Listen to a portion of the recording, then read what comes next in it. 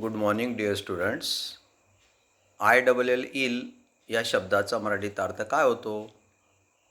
बरोबर आहे. ILL इल म्हणजे आजारी. हा शब्द ॲडजेक्टिव्ह म्हणजे विशेषण आहे. परंतु याच उच्चाराचा अजून एक शब्द आहे, तो म्हणजे EL. त्याचा तुम्हाला अर्थ माहिती आहे का? विचार करा.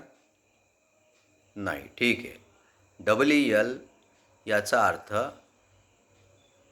ईल नावाचा मासा असा होतो. EL हा शब्द नाऊन आहे. दोघं शब्दांचा आपण वाक्यात उपयोग करूया. ILL इलचा उपयोग. My father is ill. माझे वडील आजारी आहेत. दुसरा शब्द EL. I saw an eel fish in an aquarium. मी मत्स्यालयामध्ये ईल नावाचा मासा पाहिला. So did you understand the difference? Okay, if you like the video, please like, subscribe, comment and share it. Thank you, students.